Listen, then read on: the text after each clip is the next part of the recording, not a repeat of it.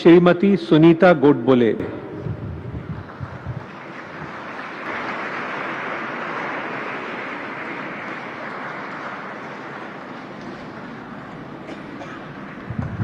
नमस्कार, मैं सचिन आचार्य देवी अहिल्या विश्वविद्यालय के पत्रकारिता एवं जनसंचार अध्ययनशाला से आप सभी को प्रणाम करता हूँ। मोर छत्तीसगढ़ ला कई थे भैया धान का कटोरा। अपनी समृद्ध संस्कृति और प्राकृतिक वैभव के लिए जाना जाने वाला बस्तर एक समय नक्सलवाद से जूझ रहा था और उस नक्सलवाद से जूझने के कारण कई परिवारों ने अपनों को खोया और कई परिवारों को विस्थापन करना पड़ा। इतनी गंभीर समस्याओं के बीच भी क्या कभी कोई सोच सकता था कि ऐसे बस्तर वाले क्षेत्र से निकलकर दिल्ली राजभवन में जाकर राष्ट्रपति से पद्मश्री पुरस्कार पाने के बारे में। मेरे साथ हैं श्रीमती सुनीता रामचंद्र गोडबोले, पद्मश्री वर्ष 2026। सबसे पहले बहुत बहुत स्वागत है मैम आपका। पद्मश्री पाकर कैसा लगा आपको? धन्यवाद सबसे पहले। और पद्मश्री मिलने के बाद हमको बहुत अच्छा लगा और ऐसा लगा कि भाई समाज ये हमारा सम्मान कर रहा है, भारत सरकार भी हमारा सम्मान कर रही है, राज्य सरकार के भी मन में था, इसलिए हम सभी के आभारी हैं, धन्यवाद करते हैं सबका। और हमें ऐसा लगता है कि यह पद्मश्री के कारण बस्तर की जो बाकी भी समस्याएं हैं उसके तरफ भी समाज का ध्यान जाएगा। महाराष्ट्र से छत्तीसगढ़ के इस बस्तर क्षेत्र में आने की प्रेरणा आपको कहाँ से मिली? मेरे मायके में राष्ट्रीय स्वयंसेवक संघ का अच्छा से वातावरण है। मेरे मामा के कारण हम सभी उससे प्रभावित थे। एकदम बचपन से ही मुझे संघ शाखा में जाके देखती भी थी लड़कों की। और जब मैं महाविद्यालयीन जीवन में काम कर रही थी तो मैं अखिल भारतीय विद्यार्थी परिषद, ये जो छात्र संगठन है, उसका काम करती थी। उस संगठन में हमेशा संगठन का जो अभ्यास वर्ग होता था उसमें अलग अलग प्रकार के सामाजिक कार्यों के बारे में जानकारी दी जाती थी। महाराष्ट्र का जो सामाजिक कार्य का बहुत बड़ा इतिहास है उसके बारे में भी जानकारी दी जाती थी कि कितने लोगों ने अपना जीवन समाज के लिए अर्पित किया है।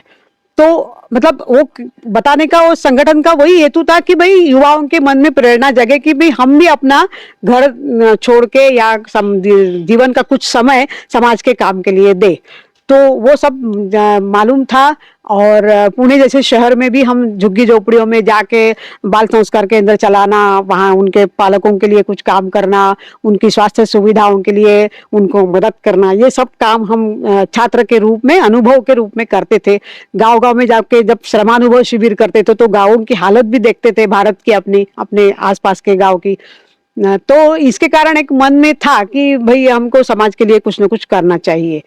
फिर जब मैंने मास्टर ऑफ सोशल वर्क किया, वो भी मैंने इसी कारण किया कि मुझे सामाजिक क्षेत्र में काम करना है, तो ये सोशल वर्क का एक पढ़ाई जैसा क्या होता है ये समझने के लिए मैंने वो किया।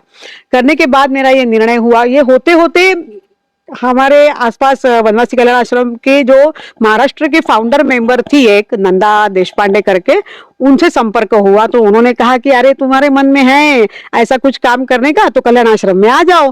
फिर मैं कल्याण आश्रम के बैठकों के लिए जाती रही। फिर मैं धीरे धीरे मेरा विचार बताया कि मुझे जहाँ वनवासी भाग है ना, महाराष्ट्र का ठाणे जिला है, रायगढ़ जिला है और पुणे जिले के में भी आसपास है, तो वहां मुझे कहीं ना कहीं जाना है। तो फिर उन्होंने मुझे वहाँ के वरिष्ठ कार्यकर्ता जो थे हमारे बाला साहब दीक्षित, उनसे मिलवाया। फिर दीक्षित जी ने बताया कि देखो आपको पहले जाके देखना पड़ेगा कि भाई किस प्रकार के काम है। आपको जैसा लगता है इतना सरल नहीं है गांव में रहने का, क्योंकि आप तो पुणे जैसे शहर की रहने वाली हो। तो मैंने कहा ठीक है मैं देख के आऊंगी। फिर मैं 3-4 केंद्र उन्होंने जहां जहां बताया वहां पर देख के आई। फिर ठाणे जिला का जो तलासरी जो केंद्र है वो बहुत बड़ा और बहुत ही नामचीन है पूरे भारत में, मेरे ख्याल से सामाजिक कार्यकर्ताओं को मालूम होगा ही। तो वहां पर मैं 6 महीना रही। वहां के पूरे जो वारली समाज है, कातकरी समाज है, उनमें जाके उनकी जानकारी ली। वहां पर बहुत घूमी मैं और मुझे एक मतलब जानकारी लेना था कि वनवासी जीवन कैसा रहता है, क्योंकि मुझे आगे जाके इस निर्णय पर जाना था कि मैं ये काम कर सकती हूँ कि नहीं कर सकती हूँ। हालांकि मुझे और एक कार्यकर्ताओं ने सुझाव दिया था, देखो अच्छा से रहना है, यहाँ जो सुविधाएं मिल रही है ना वही सब जगह नहीं मिलेगी, तो आपको इस ग्लैमर में आके मत करो कि मुझे कुछ करना है तो मैं करूंगी बोल के। तो वो सब मन में था, इसलिए मैंने पूरा अध्ययन किया, देखा और फिर मेरा निर्णय हो गया कि मुझे यही काम करना है। जब शादी की बात आई तो ऐसा हो गया, फिर शादी तो आपको, फिर मेरे घर के लोग तो देखने लगे, कोई बैंक वाला, सरकारी नौकरी वाला, ऐसा वैसा। तो वो समय मैंने ध्यान में आया कि इस समय अभी मुझे बात करना चाहिए। फिर मैंने मेरे माँ पिता को बताया कि मुझे यही काम जीवन भर के लिए करना है, तो मुझे ऐसा ही लड़का चाहिए कि जो इस काम को करेगा वहां जाके। तो फिर मेरे घर के बोले ये तो काम आपकी संगठन ही कर सकता है। तो फिर वो बात फिर वनवासी कल्याण आश्रम के जो वरिष्ठ अधिकारी थे, कार्यकर्ता थे, उनके पास उन्होंने रखी कि भाई आपकी कार्यकर्ती आपको चाहिए तो आप कार्यकर्ता लड़का ढूंढिए। तो उन्होंने डॉक्टर गोडबोले को ढूंढा। फिर हम दोनों एक दूसरे को जानते ही थे, लेकिन शादी हमारी संगठन ने तय किया कि भाई आप दोनों एक आपस में बातें करो और शादी, मतलब आप अगर राजी हो तो आपस में शादी करके कर सकते। फिर शादी होने के बाद फिर हमको हमारे जो अखिल भारतीय संगठन मंत्री थे उस समय के, हमको पिता समान, और मतलब क्या बोलेंगे उनके बारे में, तो उन्होंने हमको बोला कि आप महाराष्ट्र छोड़ के जाना चाहिए और आपको महाराष्ट्र में तो कोई भी काम कर सकता है, आपको भारत में ऐसी ही जगह जाना चाहिए जहाँ पर आवश्यकता है, और आप दोनों अभी पति पत्नी बन गए हो तो हम आपको कहीं भेजना चाहते हैं। तो हमने कहा जरूर हम जाने के लिए तैयार है। और हमको उन्होंने बारसूर भेजा, और भेजते समय उन्होंने कहा कि देखो वहां पर जहां जा रहे हो वहां के अपने बन के रह जाओ, और आप साल 2 साल कुछ नहीं बोलना, केवल वहां पर जो काम चल रहा है वहां पर जो भी है उसको देखते रहो, उसका पढ़ाई करो, अध्ययन करो, उसके बाद आप अपने काम का ये सोचो।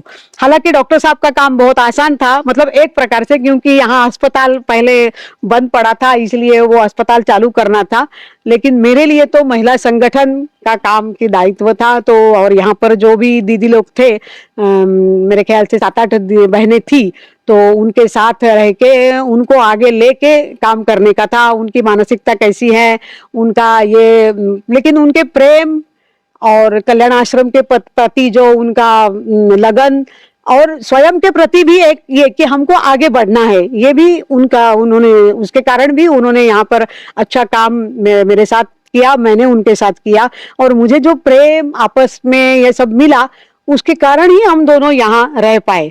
नहीं तो यहाँ पर एक प्रकार का आइसोलेशन ही टाइप का था जब हम 90 में आए, 1990 में, तब, क्योंकि यहाँ आसपास के गांवों में इसमें तो सब एकदम, बारसूर गांव भी बहुत खाली 3000 जनसंख्या का था, तो लोगों को बस यहाँ पर अस्पताल चल रहा है और हमको दवाई मिलना है, इतना ही मानसिकता था। आप 90 के दशक में आए, पिछले 4 दशकों से आपने यहाँ पे काम किया है, लगभग 4 दशक हो चुके हैं। तो उस समय में जब जहाँ ना बिजली, ना पानी, ना पहुंच मार्ग कोई था, तो ऐसे में किन समस्याओं का सामना करना पड़ा आपको? ऐसे में मूल समस्या यही थी कि लोगों को ये बताना, ये जो है ना, मतलब पानी नहीं है, बिजली नहीं है, या ये, इसको कोई मायने नहीं रखता है जब आपको प्रेम और ये सब मिलता है गांव से।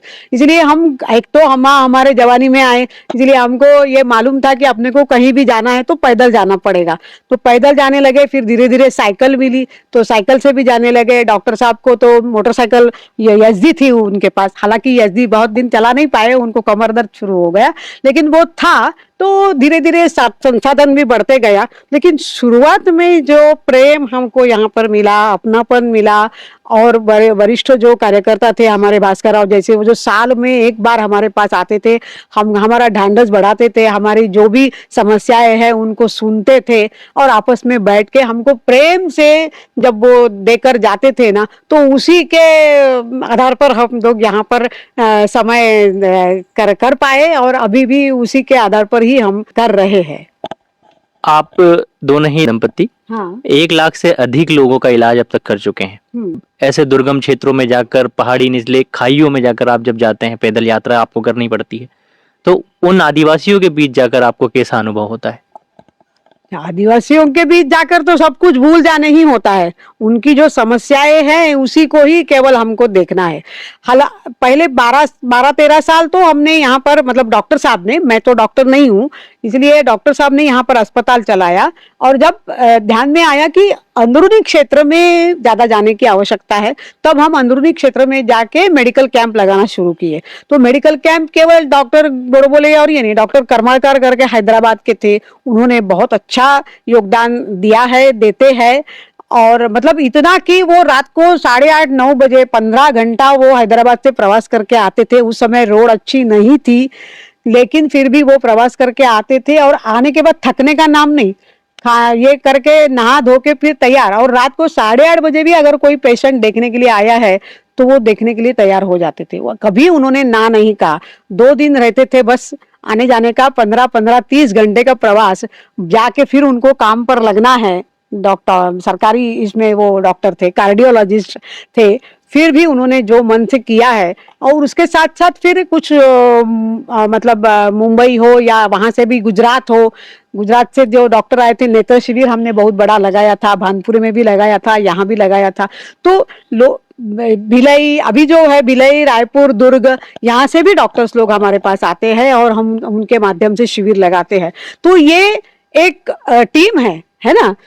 पद्मश्री तो डॉक्टर गोडबोले, सुनीता गोडबोले को मिला है, लेकिन ये टीम के बिना संभव नहीं है। कोई भी काम कोई एक व्यक्ति सामाजिक काम तो कर ही नहीं सकता है। और इसीलिए आपको यहाँ की जो टीम है हमारे कार्यकर्ताओं की, वो कार्यकर्ताओं की टीम के कारण हमें ये उपलब्धि हुई है और हम इतनी सेवा दे पा रहे हैं, ऐसा हमें लगता है। आप ट्रस्ट फॉर हेल्थ के नाम से अपना एक सेंटर चलाती हैं, उसके आगामी 5 वर्षों में क्या उद्देश्य है और क्या कार्य अगले 5 वर्षों में आप बस्तर के क्षेत्र में करना चाहती हैं? हेल्थ पर ही हमारा स्वाभाविक रूप से ये इसलिए है क्योंकि डॉक्टर साहब है हमारे पास, और हमने जो आज तक के अनुभव में देखा तो उसमें ध्यान में हमारे ये आया कि यहाँ पर जो बस्तर में जो बीमारी की जड़ है वो है खून की कमी, मलेरिया और नशा। ये तीनों बातों पर अगर ध्यान देंगे तो शायद स्वास्थ्य के बारे में तो कम से कम कुछ न कुछ उसको हम स्वस्थ बस्तर इस दिशा में हम बढ़ेंगे, ऐसा हमें लगता है। तो इसलिए हमने 3 प्रकल्प बोलेंगे तो लिया है। एक है कि जो मैंने पहले बताया कि हम गांव-गांव में, अंदरूनी गांवों में जाके मेडिकल कैंप लगाते हैं। वहाँ के जो रेफरल पेशेंट है, जिनको और स्पेशलिस्ट की आवश्यकता होती है, विशेषज्ञ डॉक्टर्स की आवश्यकता होती है, कुछ इन्वेस्टिगेशन की आवश्यकता होती है, तो ऐसे जांच करना और उनको सही दिशा में सलाह देके ट्रीटमेंट करवा के उनको स्वस्थ करना। तो ये उनमें उनका सहयोग भी आवश्यक है, केवल हम अकेले नहीं कर पाते हैं। जिसका सहयोग है, जो हमको अंत तक सहयोग देते हैं, वो ठीक भी हो जाते हैं। तो ये एक प्रकल्प हमारा हो गया, मेडिकल कैंप और उसका रेफरल। ये दूसरा है स्कूली बच्चों में स्वास्थ्य के बारे में जागृति लाना कि भाई हम हमारे शरीर को अगर स्वस्थ रखेंगे, स्वस्थ रखने के उपाय क्या है और उसको स्वस्थ रखना क्यों आवश्यक है, शरीर हमारा कैसे चलता है, वो भी एक मशीन है। अगर आपकी मोटरसाइकिल बिगड़ गई है तो आप डॉक्टर के पास, मोटरसाइकिल के डॉक्टर के पास जाते हो, दुकान जाते हो। उस प्रकार शरीर को भी स्वस्थ रखना, क्योंकि उसको भी एक मशीन है, उसको बार बार ऑयलिंग करना पड़ता है, उसको बार बार देखना पड़ता है। वो अगर हम ठीक ढंग से देखेंगे, शुरू से देखेंगे, तो वो कैसे देखना है, बीमारियां कहाँ से आती है, शरीर कैसे काम करता है और उसका इलाज क्या है, उसको कैसे ठीक करना है, खून की कमी कैसे दूर करना है। इसके लिए हम स्कूली बच्चों में 6वीं से 12वीं तक के बच्चों के लिए हम ये चलाते हैं। और उसके लिए हम टीचर्स लोग भी कहीं कहीं जगह पर, या फिर जो मतलब बच्चों के साथ काम किए हैं, ऐसे युवाएं भी हमको पुणे से और मुंबई से कुछ युवाएं हमको साथ देते हैं और वो यहाँ आकर वो सब काम करते हैं हमारे साथ। उसके साथ साथ एक ये भी मुख्य हमारा 3 पॉइंट अभी प्रोग्राम हुआ है कुपोषण के बारे में, यानी जिसको हमने नाम दिया है माल न्यूट्रिशन एनीमिया एलिविएशन स्कीम। यानी उसकी रोकथाम की जो कल्पना है कि अगर हम उसको समय पर ही रोकथाम किया, यानी 3 से 13 साल के बच्चों के लिए उनको उनकी खून की कमी के आधार पर, खून की कमी कहाँ से पता चलता है, हीमोग्लोबिन से। तो हीमोग्लोबिन जिनका 7 के नीचे है, ऐसे बच्चों को चयनित करके उनको 6 महीना पोषक आहार देना और लोगों को और उनके पालकों को ये समझाना, उस गांव को भी समझाना कि देखो अगर ठीक से हमने पोषक आहार लिया, जो चीजें हमारे शरीर के लिए आवश्यक है वो लिया, तो हमारे बच्चे कम बीमार पड़ते हैं और उनका हीमोग्लोबिन बढ़ता है। हीमोग्लोबिन बढ़ने से वो अपने आप उनकी बीमारियों में कमी आती है, उनको मांत्रिकों के पास कम जाना पड़ता है। ये खुद ही उन्हीं के पिताजी माँ पिता बताते हैं कि अरे हमारे बच्चे को ना 100 बार, साल में 100 बार, 125 बार मलेरिया आता है, वो अभी 3 बार आता है, केवल 6 महीना में 3 बार हो गया। यहाँ तक वो इतना मतलब बदलाव आता है। और हमें खुशी है कि दंतेवाड़ा के हमारे जो बाल रोग तज्ञ है डॉक्टर ध्रुव, राजेश ध्रुव, वो स्वयं वनवासी समाज से ही आते हैं, जनजाति समाज से ही आते हैं। तो उन्होंने बहुत खुशी जताई। जगदलपुर के डॉक्टर अनुरूप साहू है, उन्होंने भी बताया अरे आप ऐसा डाटा पूरा तैयार कीजिए, अपन उसको ऑल इंडिया इसमें कॉन्फ्रेंसेस में हम रखते जाएंगे और ये आपका डाटा बहुत अच्छा है, आप अच्छी तरह से, बहुत अच्छी तरह से काम कर रहे हैं। और वो दोनों भी हमको, डॉक्टर ध्रुव तो और भी हमको बहुत सारा एनआरसी सेंटर जैसा काम चलाने के लिए, मदद करने के लिए इच्छुक है। और आगे जाके हम शायद आने वाले सालों में उनके साथ रह के जो एकदम छोटे बच्चे हैं जिनको एनआरसी सेंटर में भर्ती करना पड़ता है उनकी खून की कमी के कारण, और बहुत ही मतलब क्या बोलेंगे उसको, अंडर नरिश, गंभीरता से जो ये है कुपोषित है, गंभीर कुपोषित, सरकार के दृष्टि से जो गंभीर कुपोषित है, ऐसे बच्चों के लिए भी एनआरसी सेंटर चालू करने का मन में है। अभी डॉक्टर ध्रुव उसमें ज़्यादा इनिशिएटिव लेने वाले हैं और हम चाहते हैं कि हम उनको उसमें भी सहयोग करेंगे और बच्चों के लिए काम करेंगे। धन्यवाद मैम। धन्यवाद, बहुत बहुत धन्यवाद। हमको भी बहुत अच्छा लगा। देवी अहिल्या बाई यूनिवर्सिटी के कारण हमको यहाँ पर आप आए और हमको हमारी बात रखने का मौका दिया। बहुत बहुत धन्यवाद। धन्यवाद।